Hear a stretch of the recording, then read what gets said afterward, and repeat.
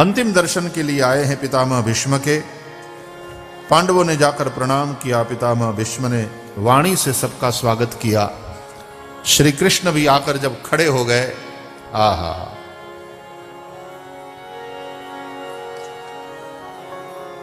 उत्तरायण की राह देख रहे थे, बाण शैया पर सोए थे कुरुक्षेत्र में, उत्तरायण के समय की प्रतीक्षा कर रहे थे।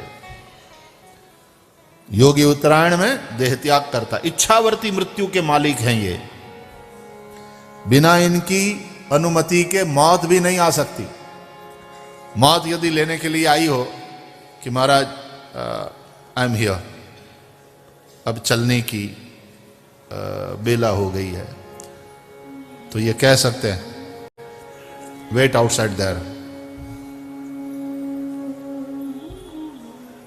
क्यों? बोले I am waiting for Uttarayan to कम।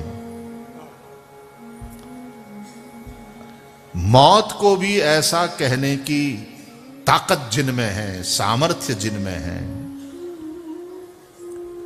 एक भीष्म, और भागवत में आगे भगवान कथा सुनाएंगे अपने भक्त ध्रुव की। तो यहां पितामह भीष्म मृत्यु से कहा वेट। कोई कह सकता है मौत को रुको, मैं किसी की बाट जो रहा हूं, आई एम वेटिंग फॉर समवन, तो मौत राह देखेगी।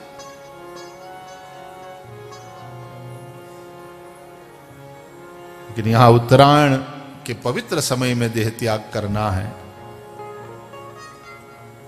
उत्तरायण का पवित्र समय आया है। युधिष्ठिर राजा बने हैं अब हस्तिनापुर के, लेकिन दुखी हैं। धर्मराज है युधिष्ठिर, अपनी प्रजा को दुखी देखकर वे दुखी है। प्रजा दुखी क्यों है? युद्ध के बाद कोई भी प्रजा दुखी ही रहेगी, इसलिए हो सके युद्ध को टालने का प्रयास करना चाहिए, क्योंकि युद्ध की विभीषिका अंत में दुखी करती है। कई माताओं के बेटे मारे जा चुके हैं, कई पत्नियों के सुहाग समाप्त हो चुके हैं, कई बच्चों ने अपने पिता को खोया है, कई बहनों ने अपने भाइयों को खोया। प्रजा दुखी है, और युधिष्ठिर ने सोचा हमारी सत्ता लालसा के चलते ये युद्ध हुआ, और आज मेरी प्रजा दुखी है। इति भीत प्रजा द्रोहात् सर्वधर्म विवित्सया, मैंने अपनी प्रजा का द्रोह किया। देखो कथा, कुरुक्षेत्र के युद्ध के पहले अर्जुन को विषाद हुआ, और युद्ध के बाद युधिष्ठिर को विषाद हुआ। अर्जुन जी के विषाद को भगवान श्री कृष्ण ने गीतोपदेश के द्वारा मिटाया,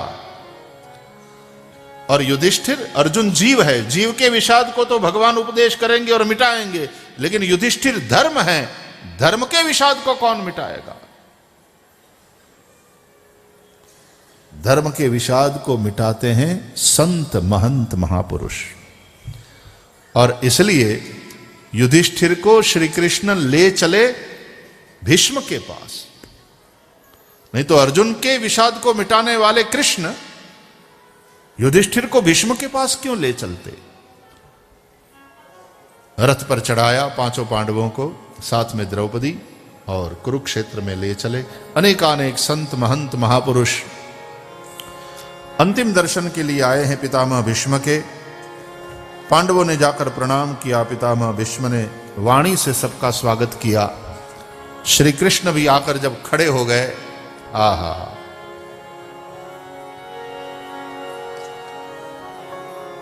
उत्तरायण की राह देख रहे थे कि गतोत्तरीय कुरुक्षेत्र के युद्ध में हरिरेवहन्तु में गतोत्तरीय, ऐसे श्री कृष्ण की राह देख रहे थे। वे आ गए। पितामह भीष्म ने बाण शैया पर सोए हैं, असंख्य बाणों से विद्ध काया, दर्शन किया श्री कृष्ण का। वाणी से स्वागत किया और वाचिक प्रणाम निवेदित किया, क्योंकि शरीर से तो प्रणाम करने वाली स्थिति नहीं है। और यही दशा जब हॉस्पिटल के आईसीयू में होते हैं,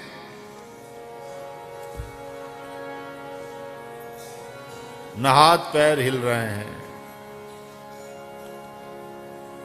अरे स्थिति तो कभी कभी ये हो जाती है कि वहां कुछ बोला भी नहीं जाता, क्योंकि यहां ठूसी है नलियां, यहां ठूसी है, यहां अंदर सुइया घुसी हुई है।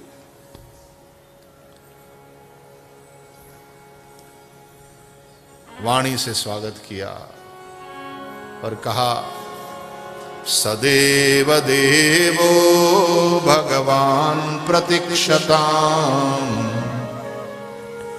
कलेवरम यावदिदं हिनोम्यहम् प्रसन्नहासारुणलोचनोल्लसन् मुखाम्बुजोद्यानपथ चतुर्भुज।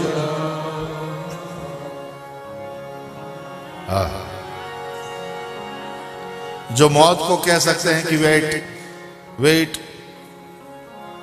प्रतीक्षा करो, वो मुरारी को कह रहे हैं, आप भी आ गए, स्वागत, वेट। प्रतीक्षताम,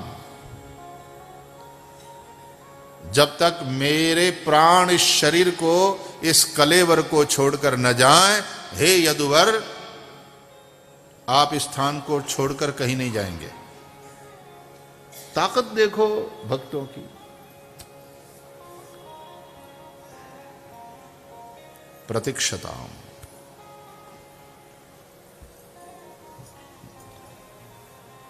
भगवान ने कहा ठीक है, हंसते हुए खड़े रहे।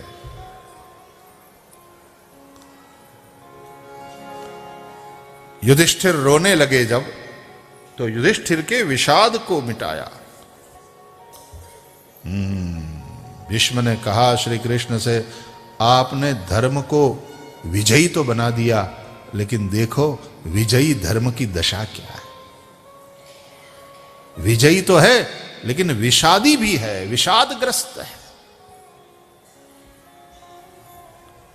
ऐसा धर्म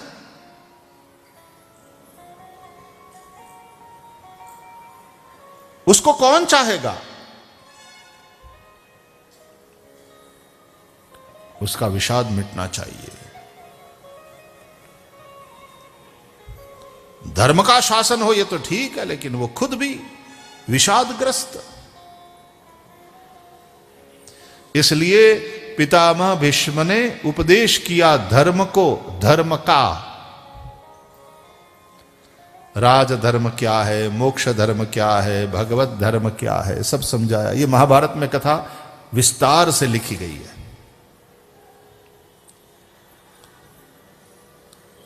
और जब उसका विषाद समाप्त हुआ, धर्म संस्थापनार्थाय संभवामि युगे युगे, धर्म का संस्थापन तो हुआ, धर्म की रक्षा तो हुई, यतो धर्मस् ततो जया, ये भी हो गया। लेकिन उसके विषाद को मिटाने वाले संत हरिभक्त ही होते हैं। धर्म का विषाद तो तब मिटता है जब कोई तुकाराम महाराज आवे, कोई ज्ञानदेव आए, कोई नामदेव जी पधारे, संत साधु महाराज पधारे, तब जाकर धर्म का विषाद मिटता है। इसलिए भागवत में जो 6 प्रश्न से प्रारंभ हुआ और कहा कि भगवान जब स्वधाम पधार गए तो धर्म कम शरणम गतः, धर्म कहाँ जाकर के रहा, किसके आश्रय में, तो उसका जवाब यही है कि ऐसे संतों हरिभक्तों के चरित्र में धर्म रहा। धर्म पोथी के पन्नों में नहीं रहता, धर्म रहता है महापुरुषों के चरित्र में। इसलिए महाजनो ये न गतस्स पंथा, इसलिए हम महापुरुषों के अनुयायी बनते हैं, उनका अनुसरण करते हैं कि भाई हम उनके भक्त हैं, हम उनके कृपा पात्र हैं, हम उनके अनुयायी हैं, हम उनका अनुसरण करते हैं। दुनिया अनुकरण में लगी है और यहां बात है अनुसरण की।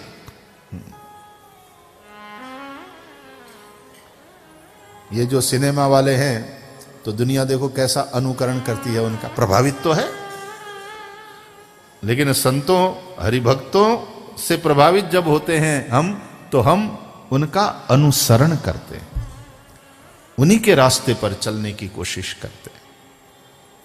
वो कहीं हमारे पांव लड़खड़ाते हैं तो वही हमको थाम लेते हैं, क्योंकि उन्हीं के साथ हम जुड़े हुए हैं ना। अनुसरण अनुसरण। हाँ, तो ये ठीक, उनकी जैसी वेशभूषा भी करेंगे, तिलक भी लगाएंगे, हाथ में माला भी होगी, लेकिन केवल वो अनुकरण वाली बात नहीं, अनुसरण, उनके साथ साथ चलना, उनका अनुसरण करना, उनके पीछे पीछे चलना।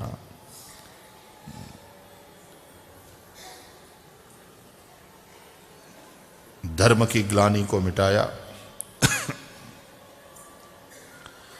उत्तरायण का पवित्र समय और पितामह भीष्म ने अपनी वाणी को विराम दिया और अंत समय में मन से भगवान की स्तुति करी।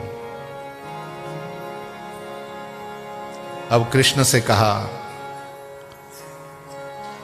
वेंकटरमणा गोविंदा, आपको प्रतीक्षा करवाया है, अब चलता हूं। इतिमति रूप कल्पिता वितृष्णा भगवती सात्वत पुंगवे विभूमि स्वसुखमुपगते क्वचिद् विहर्तुं प्रकृतिमुपेयुषि यद्भव प्रवाह। भागवत में भीष्म स्तुति है, भीष्म के द्वारा हुई स्तुति। आपके पास पुस्तिका हो तो उसमें देखते हुए गाइए।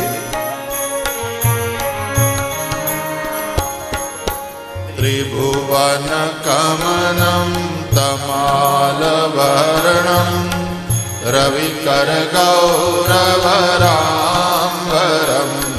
दधामि वपुरलकुला। वेंकटेश भगवान के सामने आप खड़े खड़े वेंकटेश भगवान को सुना रहे हो, इस भाव से गाओ।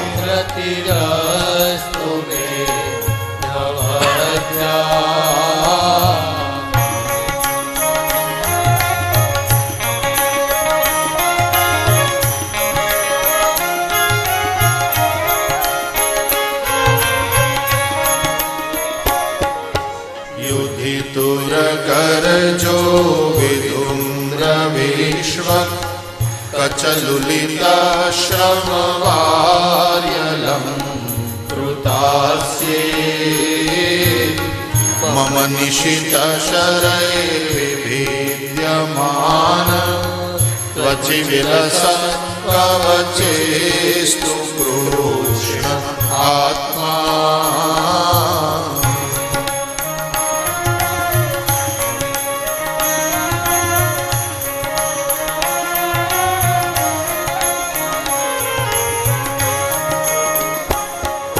सपदि सखी वचो निशम्य मध्ये निज परयोर्बलयोरथं